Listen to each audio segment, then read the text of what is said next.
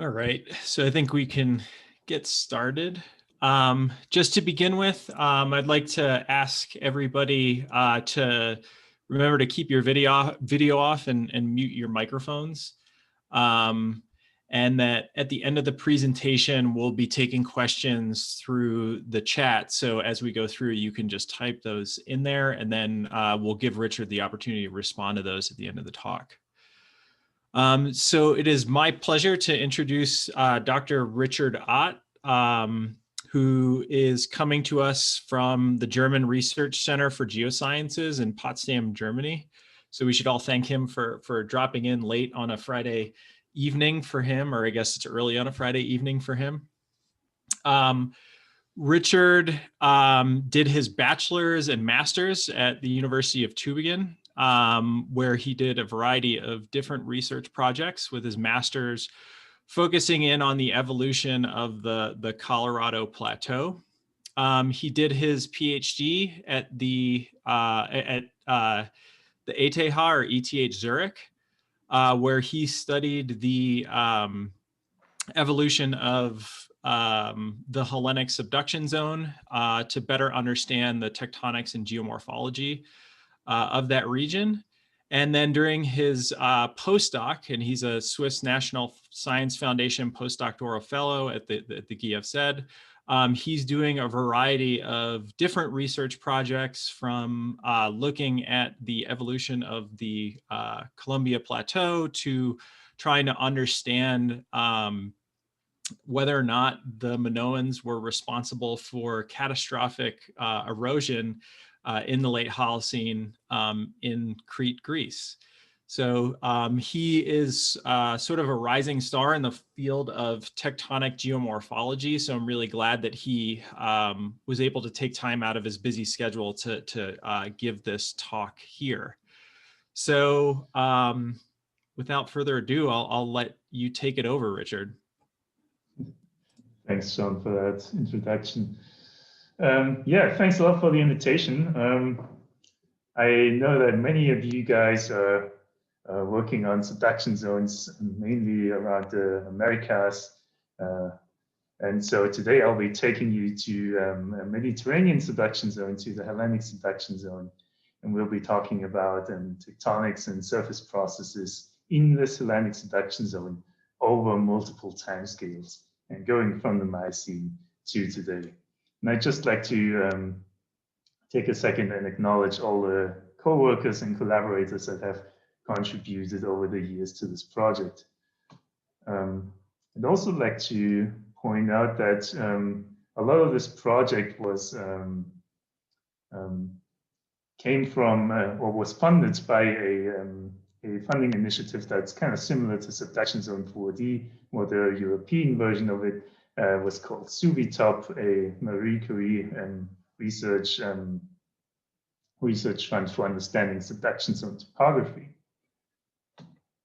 And so in preparation for this talk, I went to the Subduction Zone 4D homepage, and I looked at what are the research questions that this research initiative is trying to address here for the landscapes and seascapes. And there are these two questions, one being what about the subduction zone's energy budget and how much of that energy goes into building topography, and the other one, well, the effect of great subduction zone earthquakes and volcanoes and sediment generation and transport. And so what I want to do today is I'm going to try to address both of these questions with some examples from the Hellenic subduction zone.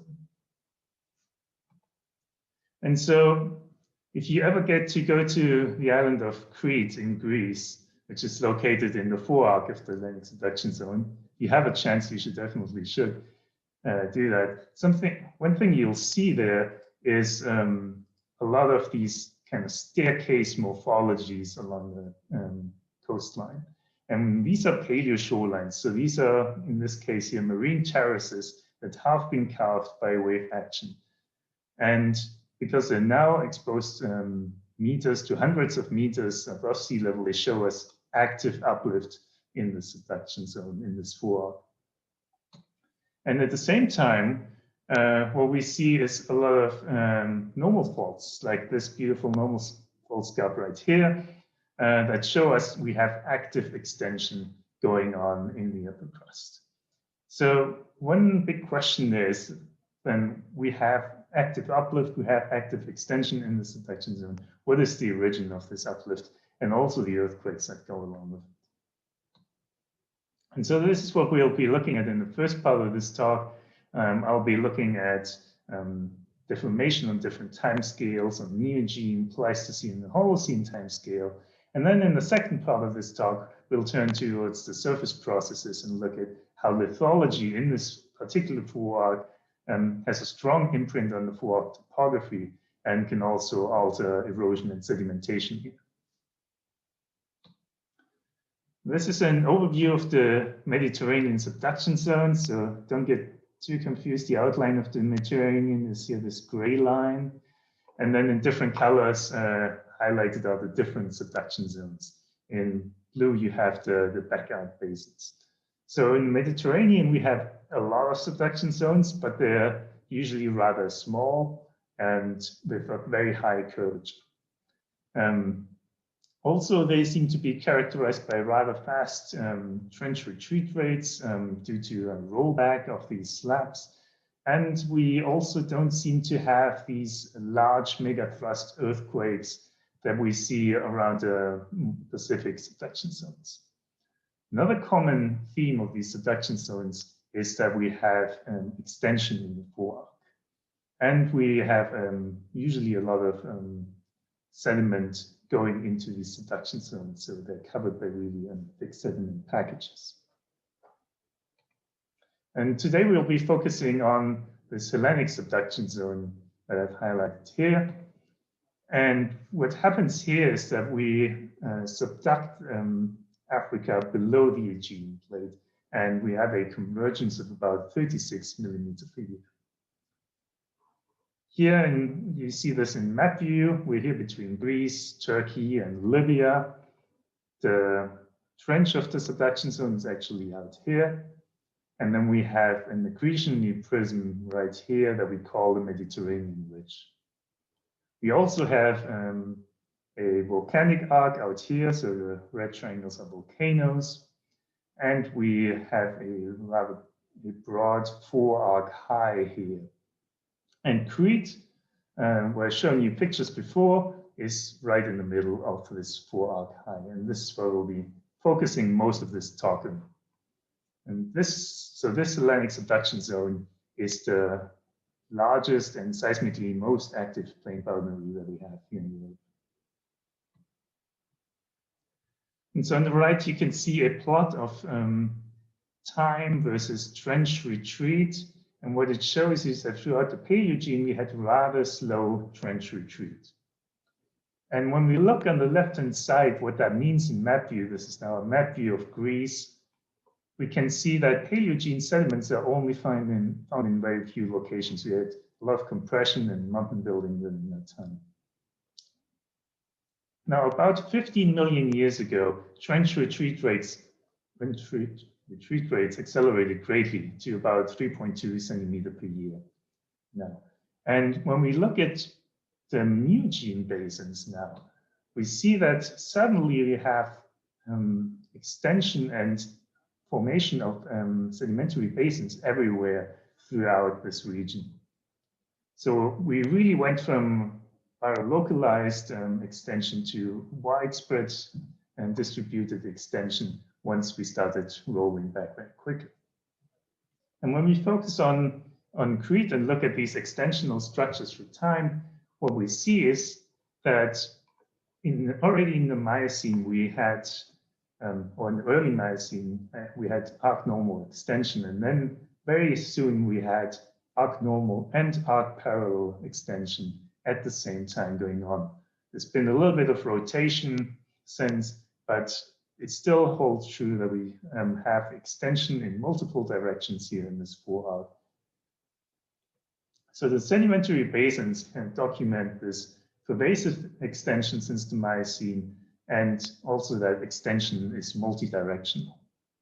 Another interesting thing is that when we look at the sediment, when the sediments were deposited, I'm showing you here a plot of time and different sedimentary basins that are located around the island of Crete. And what it shows you is that a lot of the deposits were deposited asynchronously among the basins, and the little arrows show you vertical movements up and down, which are often by several hundreds of meters up to a kilometer. And you can see that there were a lot of ups and downs in these basins, very rapid movements, and that these rapid movements, ups and downs, are not synchronous really across the different basins. And we see that also when we look at paleoshorelines, because we have a few Pliocene paleoshorelines that, because they need to be formed, show us that there has been uplift at the time, but they were very soon after their formation buried by Miocene marine sediments and now are being exposed again, which again shows us these up and down movements that also seem to be asynchronous. And to explain this, people have come up with mostly two geodynamic models. One is centered around upper plate reverse faults, where we have here the African slab subducting below the Aegean. We have the accretion present in the Mediterranean ridge out here, and it's hypothesized that we have a series of large reverse faults potentially splaying off the subduction interface, and that this uplift that we see in the fore-arc is basically in piggyback basins on top of these large reverse faults. And now this predicts that we also have great earthquakes and tsunamis in this region, because those are thought to be associated with movement along these great reverse faults. Now, the other model is that we have frontal accretion here in this Mediterranean ridge, but because we have such a thick package of sediments, it's estimated to be about 10 kilometers, that goes into the subduction zone. The idea is that you underthrust a significant amount of this material below the Aegean crust and thicken the crust here through sediment underplating, and that drives the uplift at the top of this fore-arc. And then extension at the surface would be to a large part in response to this crustal thickening and underthrusting at depth. And now in this scenario, we predict less severe earthquakes, because here the normal faults at the top are the main seismic hazard, and they are predicted to be in small size than these large reverse faults. Now, to test between these two different models, what we did is we went out to Crete and we mapped a lot of these paleoshorelines that I've shown you before. Now, this is a picture where you can see paleoshoreline, a nice notch here. You can see a sea cave here, another sea cave here. So we went out and we mapped a lot of these features. We correlated them along the coastline, and we took samples for geochronology, mostly for luminescence dating, sometimes for radiocarbon dating. We combined that with modeling of sea level variations through time. We did that around the entire island of Crete, and as I said, we tried to correlate between different sites. And what we came up with in the end was a map like this, which shows us the vertical movements of the shorelines here throughout the mid to late Pleistocene. You can see blue colors here in the north of Crete, indicating you subsidence of the coastlines on this time scale. And you can often see that by these beautiful indented coastlines like this bay right here. So the idea of formation here is that you have a river valley, the river would come in here and carve out this valley. And then if you have subsidence on the long term, this river valley drowns and you're left with this beautiful drowned river valley. Now, when we look at the rest of the uplift rates, it seems like the north coast here is mostly stable, and the east coast too throughout time. We have a little bit of uplift here in the southeastern corner, and we have rapid uplift of about 1 millimeter per year along the south coast and west coast. So the island seems to be generally tilting towards the north. Another interesting thing you can notice is that the rapid earthquake seems to be located where we have large offshore normal faults. So the dark lines here are normal faults. And the rapid uplift seems to be closely located where these normal faults are known and are known to be very active and slipping rapidly. However, we don't really have evidence for a lot of movement on these hypothetical reverse faults that I've indicated to you before. The idea that has been put forward is that one of these large ones, large reverse faults, crops out or breaks the surface here in what's called the Hellenic trough. But when we look at this island, that would be very close to the location of this hypothesized reverse fault, we don't see a lot of uplift in that region. Now, when we look at the geodynamic model that we used to explain this, it looks something like this, where we have the African slab here subducting below the Miocene. You have frontal accretion here in the Mediterranean ridge. And what we saw in the uplift rates, so we had fast uplift along the south coast of Crete, then kind of stable conditions along the northern coast going into subsidence. And the conceptual model that we use to explain this is that we have a broad zone of sediment underplating here, providing regional uplift signal, and then where we have localized and normal faults, we augment this uplift signal.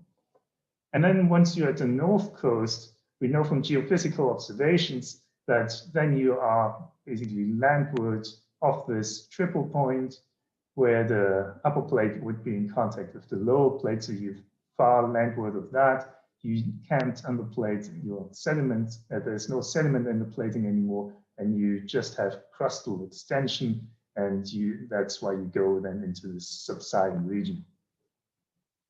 And for eastern Crete, we saw that we have rather low uplift rates on the south coast, and this can be explained by this underplating zone being farther towards the trench, which is supported by geophysical observations that suggest that this crust here is less thick, and that this triple point is shifted towards the trench.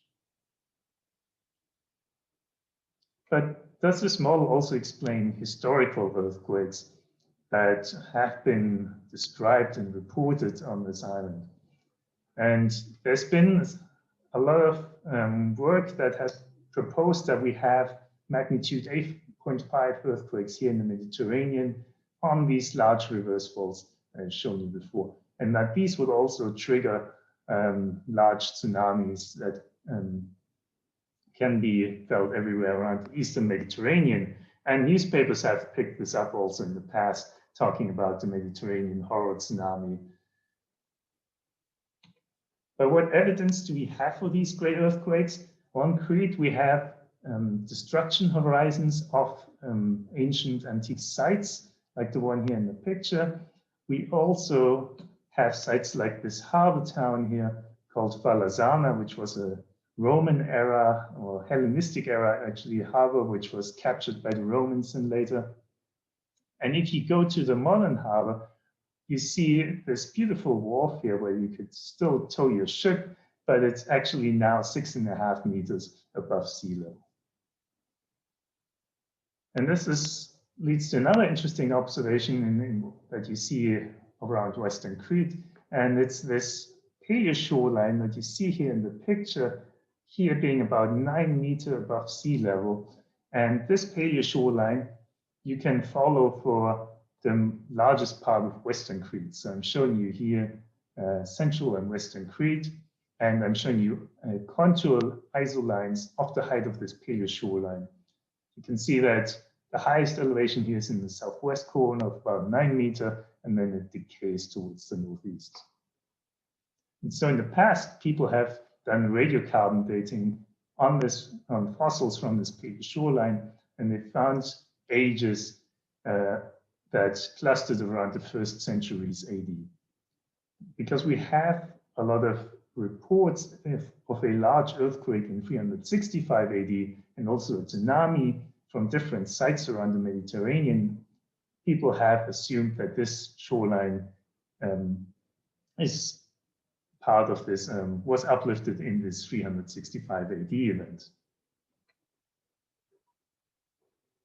Now, in the past, people have hypothesized that the whole uplift of this paleo shoreline of up to 9 meters happened in this one big earthquake in 365 AD.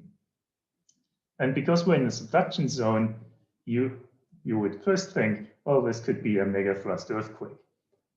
When people started to model this and try to see if the megathrust could reproduce this earth or this uplift, they found that Crete would likely subside in a megathrust earthquake, and they couldn't reproduce this uplift of the paleo shoreline. And hence, people came up with an alternative interpretation, one centered around the occurrence of these large reverse splay faults that I've pointed out to you before. And the idea is that one of these crops out here in this deep bathymetric trough called the Hellenic trough. So the hypothesis is that a reverse fault here has ruptured in a 8.5 magnitude earthquake with 25 meters of slip going down to depths of 45 kilometers. However, we don't really have geophysical observations to support the existence of such a reverse fault. Now, what we did is that we went out to this paleo shoreline and we collected a bunch more of these radiocarbon samples from fossils there. And what we found when we analyzed our radiocarbon samples and compiled previously published ones, that uplift of this paleo shoreline might well have happened within 2 to 3 centuries and doesn't really, the data don't really require that uplift happened here in one big event. It seems to be rather scattered. Another interesting fact is that when we look at historical and archaeological records for Crete, we find that we have about 6 to 12 documented earthquakes within these first centuries AD. And so what we hypothesized then is that maybe instead of having this large reverse fault, could we have an earthquake cluster on these 2 big normal fault offshore systems that we know are active and that we know are slipping at pretty high rates throughout the Quaternary, which then would be again consistent with our model of underplating and normal faulting at the surface.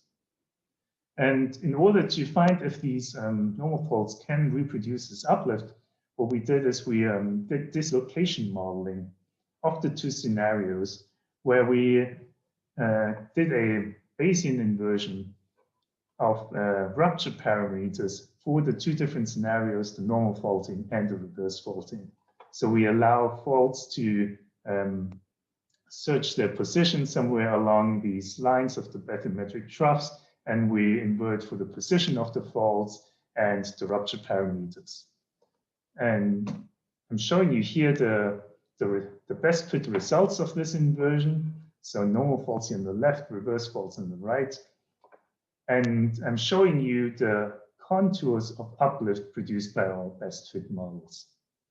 In red, you can see here the projections of the fault surfaces at depth. And so here you see it for the normal faults and for the reverse faults. And we compare the uplift predicted by these actually viscoelastic dislocation modeling to the height of the paleo shoreline. And this is the plot here in these 2 lower plots. So in black, you see the observed height of the paleo shoreline around Crete, and in red, you see the modeled ones. And you can see that both models can nicely predict the height of these, this paleo shoreline. When we look at the parameters that are required for this uplift, for the normal faults, we have depths, fault depths of about 20 kilometers, depths of around 60 degree, lengths of just below 50 kilometers, and cumulative slip of about 16 meters. And I say cumulative because we envision more of an earthquake cluster happening here. So this would be really cumulative through time. And if you look at the cumulative energy release on the two faults, that would come up to about a 7.8 magnitude earthquake. When we look at reverse fault, we need depths of larger than 26 kilometers, but that is very dependent on the crustal structure that you use in the model. Dips of about 55 degree and slip of about 38 meter, and that comes up to a magnitude 8.5 earthquake. So we see that the normal faults seem to fit the data as well as reverse faults, but with slightly more parsimonious rupture parameters.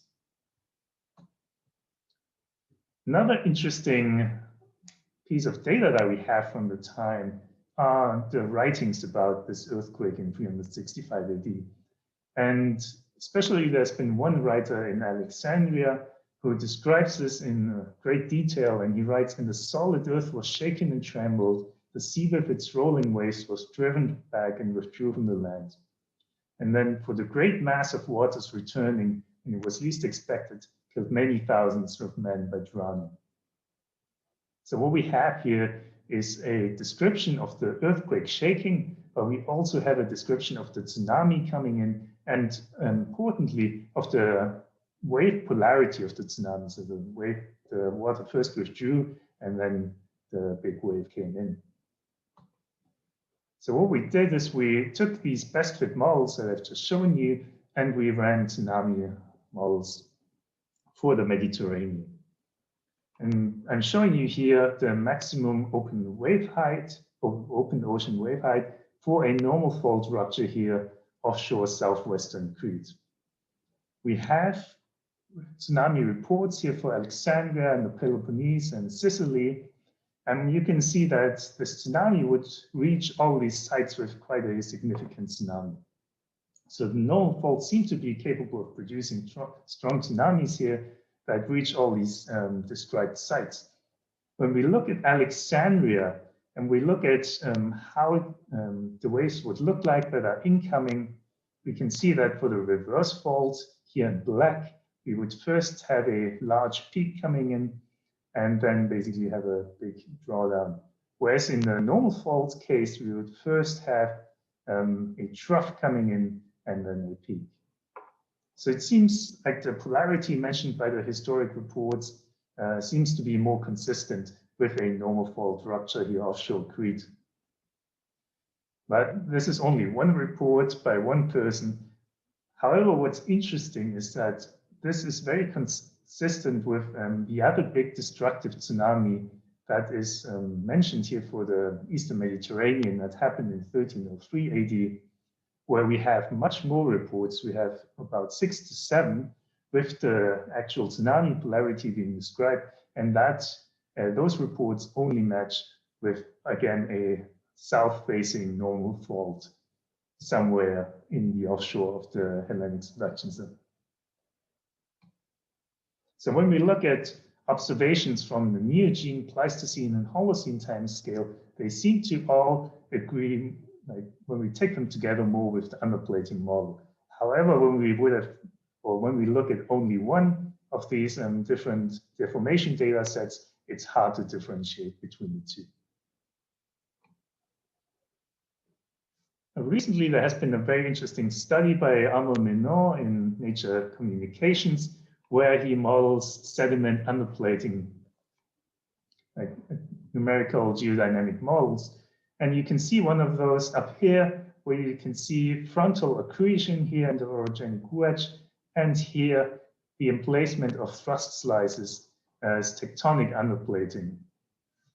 And it's interesting to look at the predictions from his numerical model. This here is showing you the vertical component of velocity. So it predicts a strong uplift signal here above this underplating zone, and also predicts extension at the surface, strong extension above this region.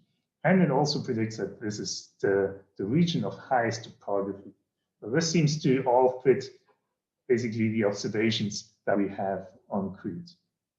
Another interesting thing that comes out of this numerical model is that it predicts that the forearc moves up and down through time with a certain periodicity, and that this is heterogeneous laterally too.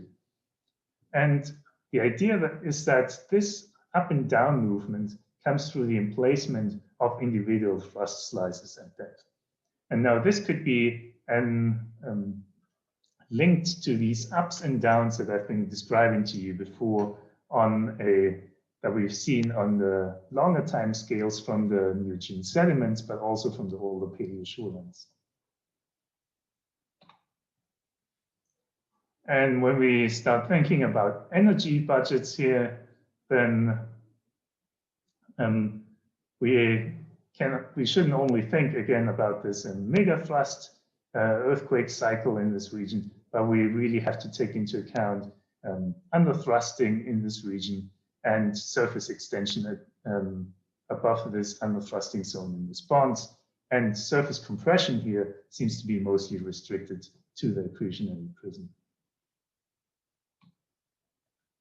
Now in the second part of this talk, I want to focus on the surface processes here in the region and lithologic controls on the forearc topography. What you see here in this picture that was taken from NASA in 1970 is Western Crete. And from paleoshorelines, we know that here we have about a constant uplift rate along the coastline, just in the footwall of this large offshore normal fault. However, when we look at the topography along the coastline, we see big difference where we have rather low topography, or we have mountains, but they're just a kilometer high about here. And here we have 2.5 kilometer high mountains. The difference between the two is that we have here in the left part of this picture metamorphic bedrock, and we have here in the right part of this picture carbonates as bedrock. And that is an interesting observation that we can see all over the island of Crete, showing you here hypsometric curves for the most common rock units here. And you can see that the carbonates in blue are substantially higher than everything else on the island. So given that the tectonic uplift rates for these two rock units here are the same, but the topography is very different, the question becomes, why are these carbonate mountains so high and steep? There must be something about the erosional behavior that promotes these topographic differences.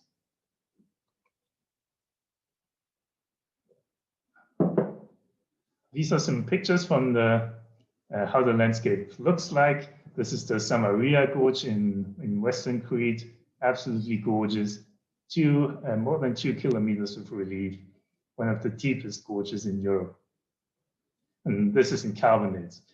And here on the left-hand side, you see how one of these carbonate mountain ranges looks towards the top with rather patchy soils and vegetation, whereas we have the metamorphic bedrock catchments on the right, where we have more of a rolling hill topography with a lot of vegetation.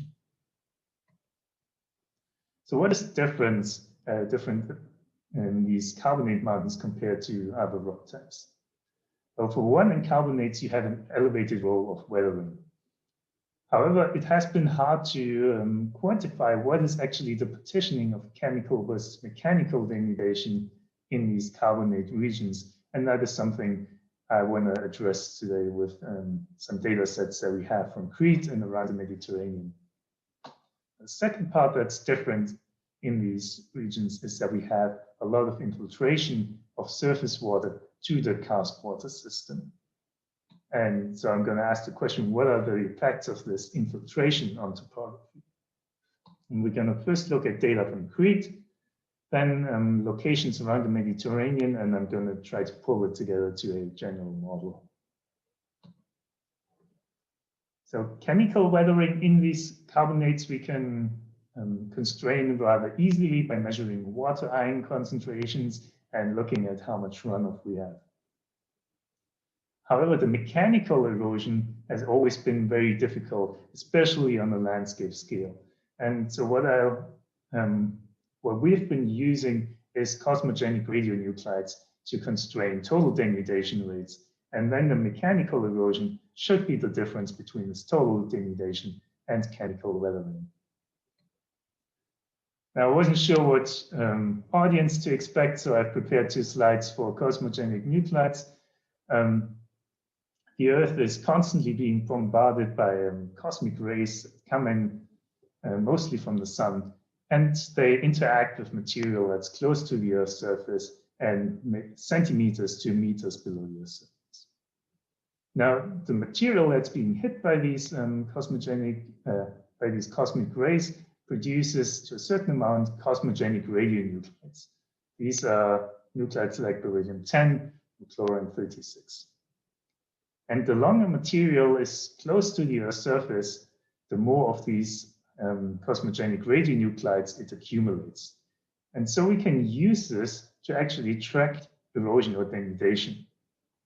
Because if you imagine a fast eroding landscape, material will be attracted very quickly to the Earth's surface and will spend very little time actually in being close to the Earth's surface, for instance, in the soil, before being eroded. And therefore, this material will have a lower concentration of cosmogenic radionuclides. Now, the way we use this is we go to river catchments, we go to the outlet of such a catchment, and we collect a bag of alluvial sand. The idea being that the sand comes from all different parts of the catchment, and we get an average concentration of these cosmogenic radionuclides for this catchment, which allows us to estimate an average denudation rate. In Crete, we did that for carbonate catchments where you use chlorine-36, and we did that for these metamorphic rock catchments where we used beryllium-10. We also collected water chemistry data and data on runoff to calculate chemical weathering rates. And this is what the data looks like. I'm plotting here denudation rate versus local relief of a catchment, so basically how steep is the catchment. And in blue, I'm showing you the chemical weathering rate, so the dissolution. And you can see that the chemical weathering rates seem to be roughly constant for the catchments that we've analyzed. However, when we look at the total denudation rates we got from the cosmogenic radionuclides, these are the red triangles here, you can see that they increase with increasing steepness of the catchment. Now that already is indicative of mechanical erosion going on in this region, because mechanical erosion is slope dependent, and therefore if you have steeper slopes, you tend to erode faster. Now, also the difference here between this total denudation and the chemical weathering rate should, in theory, be mechanical erosion. So we can see that in these catchments that we analyzed, we have about 60% of the total denudation being through mechanical erosion. Now, the black dots here are the total denudation rates we got from the metamorphic rock catchments. You can see that they generally seem to be very similar. So the metamorphic rock catchments seem to be denudating at similar rates as the carbonates. However, when we look at chemical weathering there, we see that there's almost no chemical weathering. These are mostly mechanically eroding, as you would expect. We've also looked at this on at different sites around the Mediterranean. There are data from Israel and from southern France. So we compiled these denudation rates. We calculated chemical weathering rates for these sites, and we look at basically the same things. So I'm plotting again denudation rate versus local relief or slope of a catchment. And again, we can see that the steeper the catchment, the higher the denudation rate. Again, indicative of mechanical erosion happening in these carbonate catchments. You can also see when we plot in the chemical weathering rates, again, that there's a large discrepancy, and this discrepancy grows as topography gets steeper. But how does this explain the mechanical, the carbonates being so much deeper and standing out here in this landscape? Now for that, I want to show you a simple numerical model that we've been setting up. So I'm showing you here basically two river profiles that meet at a drainage divide, symbolizing a little mountain range. Now, what we do to calculate these is usually we look at the elevation of such a profile through time, and that should be the difference between the uplift minus the erosion. We run these models to a steady state here, where uplift equals erosion. To calculate erosion or incision, we use the stream power incision model, which models mechanical erosion. And so uplift would equal erosion, and we use the stream power model uses an erodibility term times discharge times the slope, the local slope of the river, and that should predict erosion. Now, when we include chemical weathering, like it's happening in these carbonates, into these models, what we get is we get a less steep topography here represented by this green line. And the reason for this is because now when we balance our uplift rate, we have chemical weathering also doing some of the denudational work, some of the surface lowering, and we need to do less erosional work. So less work that is slope dependent, and therefore we also have less of a slope and a less steep mountain range. This is how we calculate chemical weathering numerically. I'm going to, for time reasons, skip over this, but if anyone's interested, we can discuss later. Now, the other interesting thing where we have in the carbonates is that we have infiltration of surface water to the karst water system. In Crete, we know from water budgets, that's about 70% of the surface water. If we include that into our numerical models, we get those blue profiles, which show a much steeper mountain range. And to understand why that is the case, we got to look at the erosion term in this equation, because as I said, it's being computed by taking the discharge times the slope. And so what happens here is when we have infiltration, we lose discharge, so discharge is going down. And in order to balance our uplift field, we need to form a much steeper slope. And with that in mind, we can now go back to this landscape of Crete that I've shown you in the beginning, where we have these about 1 kilometer high mountains, and we have these 2.5 kilometer high carbonate mountains here. Now we have a process that shows us how we can go from these rather small mountains to this very steep high topography, because we lose about 70% of the surface water to infiltration, and we still do a lot of mechanical erosion work. The mountain range needs to steepen quite dramatically.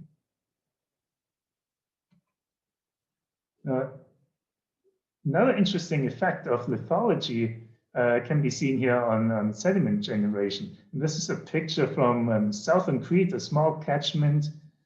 And you can see a big river fan delta coming out here with this lower fan delta unit here being about 35 meter high. So it's really a very big fan when you stand in front of it. And what's interesting is that when you go there, you see that this big fan sits on a paleo beach. So you see these beautiful rounded cobbles down here.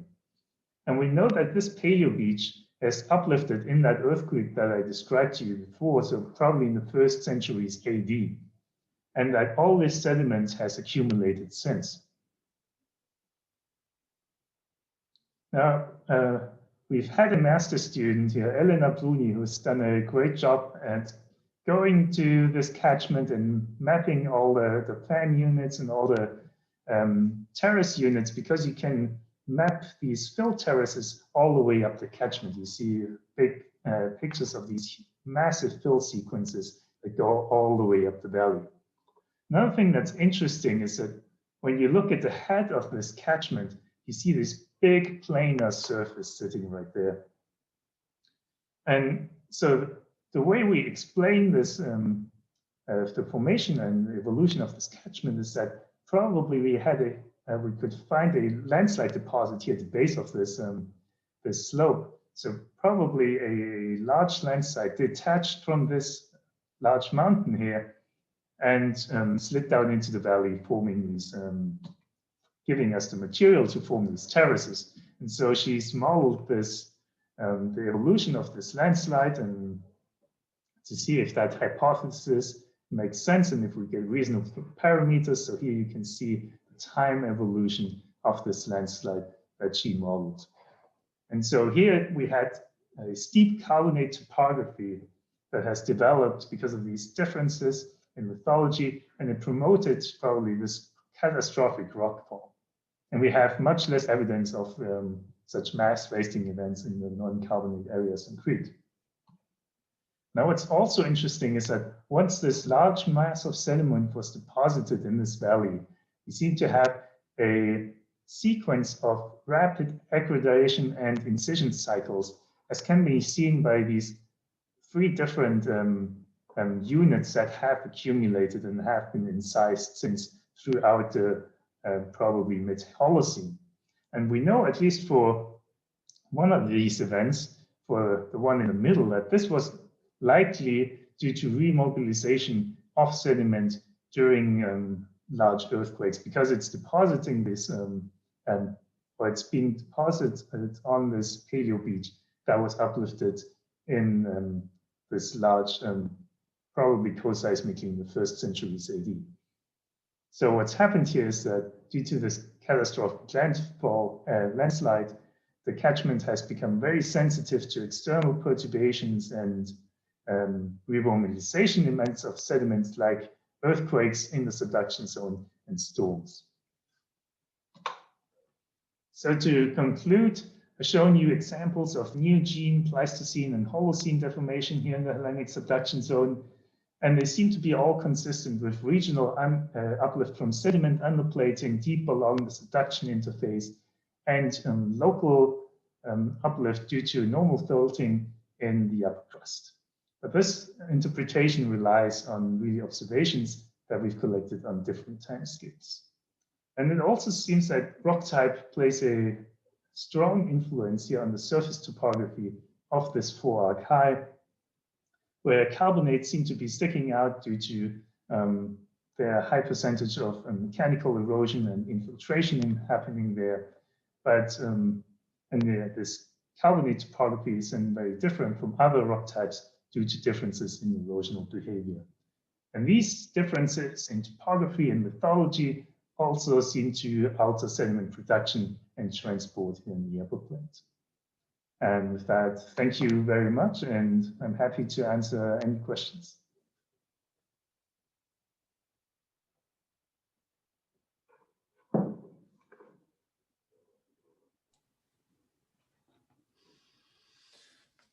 All right, great job, Richard. So if, again, if any of you have questions, please type them in the chat box. I see that there are a series of questions that are already in there. And if you have any follow-ups as we go through, type them in and I'll read them off. So the first question comes from Joan Gomberg, and she asks, are there any tsunami deposits that would distinguish a single earthquake from multiple smaller ones, or normal from thrust faulting? Yeah, it's a good question. There are tsunami deposits around Crete. People have mapped a lot of boulders actually, but there are also tsunami deposits that have been dated. It's hard to like pinpoint the actual date of the tsunamis, because often they rework shells then apparently from like older shells.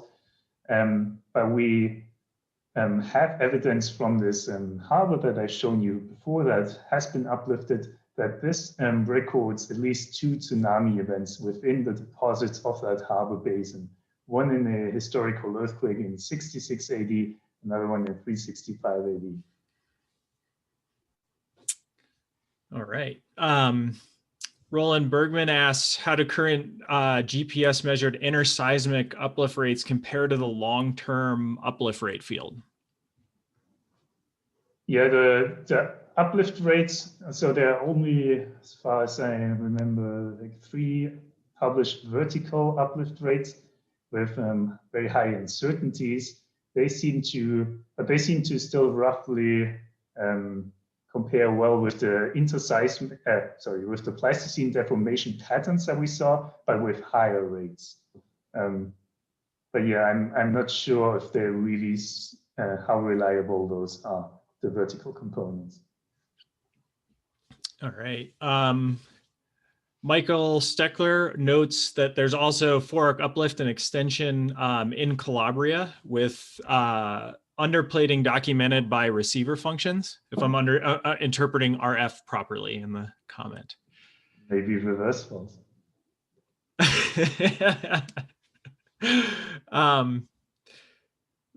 Thorn Lay asks, how does such minor shallow normal faulting, assuming 365 a 365 event produces about a third of the 9 meters of coastal uplift in Western Crete, account for the apparent size of the tsunami in Alexandria in 365? Yes, report of initial drawdown of sea level is suggested, but the upsurge wave appears to have been big. Yeah, so in the modeling that we've did is we just take these best fit faults, and we still have basically two big, what we model are two big earthquakes and the two big normal faults. And what we see is that when we only look at the signal from this southwestern Crete fault, but it's actually would apply to both of these faults, that if we had the whole rupture in one event, we would have tsunami heights on the open ocean of about, I think, 75 or 70 centimeters. And so that's with the shallow bathymetry offshore with Alexandria, that seems to be a really very strong tsunami. But it is right that if we assume that these earthquakes were clustered, and so we assume that the slip has happened throughout several events, that these tsunamis would be less severe as these 70 centimeters in the open ocean. But if you assume that it's, if we have about half of the slip in one event, for instance, in 365, there would still be, I think, quite a considerable tsunami in Alexandria. All right. Brian Unitas asks, if you're missing river discharge at the surface due to karst processes, would that suggest that your chemical weathering rates are underestimated since you're missing a large ion flux dissolved in that it's going to subsurface discharge? I hope not, because we don't, the way we calculate these chemical weathering rates is not by looking at taking the water ion concentration and the river discharge. What we do is we take the water ion concentrations, we look at different sources. We look at surface water in the rivers, we look at well waters, so groundwater, we look at spring water, and we look at precipitation rates on the island and evapotranspiration rates. And from all these data, we do water budgets for these regions. So we're not really relying on the surface water, and we're trying to capture the full discharge groundwater plus surface water with chemistry from both of them too.